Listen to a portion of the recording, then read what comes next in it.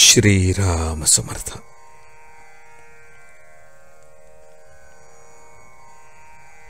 प्रपंच केवळ कर्तव्य कर्म म्हणून करा.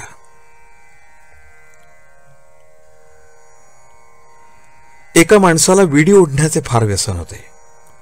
तो आजारी पडल्यावर त्याने डॉक्टरांना सांगितले, मला तुम्ही औषध दिले तरी मी विडी सोडणार नाही. त्याचा डॉक्टर फार हुशार होता. त्याने त्याला एक गोळी देऊन विडी ओढण्यापूर्वी ती तोंडात धरत जा म्हणून सांगितले. त्या गोळीमुळे विडीच्या तंबाखूचे विष त्याला बाधत नसे. तसे आपण प्रपंच करताना वागले पाहिजे. प्रपंच आम्हाला सुख देईल ही आमची कल्पनाच नाहीशी झाली पाहिजे. म्हणजे प्रपंचाची हावही कमी होईल आणि नंतर कर्तव्यापुरतेच आम्ही प्रपंचात राहू. जोपर्यंत प्रपंचाकडे आमची दृष्टी आहे तोपर्यंत आम्हाला समाधान कालत्रही मिळणे शक्य नाही.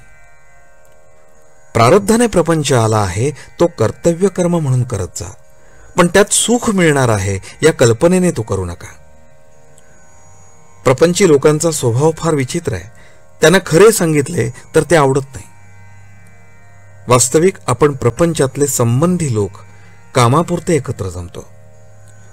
5 जण मिळून प्रपंच बनतो. त्यामध्ये प्रत्येक जण स्वार्थी असतो. मग सुख एकट्यालाच मिळणे कसे शक्य आहे? नुसता प्रपंच तापदायक नाही, आकुंचित प्रपंच तापदायक आहे. आपले खरे समाधान भगवंताजवळ आहे ही खूणगाठ पक्की बांधून प्रपंचात वागा. ज्याप्रमाणे व्यापारात नफा व्हावा म्हणून व्यापार करतात, तो होत नसेल तर व्यापारात काहीच तथ्य नाही. तसेच प्रपंचात समाधान हा नफा आहे. तो जर मिळत नसेल तर प्रपंचाचा लोभ धरण्यात काय फायदा आहे? तुझ्या असमाधानाचे कारण नक्की सांग असे जर आपण एखाद्याला विचारले तर त्याला खात्रीलायक कारण सांगता येणार नाही. याचा अर्थ असा आहे की तत्वदृष्ट्या समाधान व्हायला खरोखरच कशाची जरुरी नाही. पण ही गोष्ट कुणाला पटत नाही. आहे त्या अवस्थेमध्ये आपले समाधान टिकत नाही आणि पाहिजे ती वस्तू मिळाली तरी आपण पूर्ण सुखी होत नाही. कैदेतल्या माणसाला मी सुखी आहे असे वाटणे कधी शक्य आहे का? तशी प्रपंची माणसाची अवस्था आहे. खरोखर प्रपंचात समाधान आनंद मिळत नाही हे अगदी सर्वांना कळते. परंतु शहरातले लोक केवळ अभिमानामुळे आणि खेड्यातले लोक अज्ञानामुळे जसे वागायला पाहिजे तसे वागत नाहीत.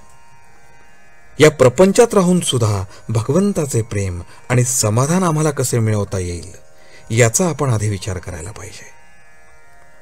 नामाच्या सहवासात राहिल्याने देहावरचे प्रेम आपोआप नष्ट होईल आणि मग देहाने मांडलेल्या प्रपंचावरचेही प्रेम कमी होईल आणि पुढे त्याला सर्वत्र परमेश्वरच दिसेल. आजचे बोधवचन. प्रपंच सुखाचा करणे याचेच नाव परमार्थ होय. जानकी जीवन स्मरण. जय जय राम.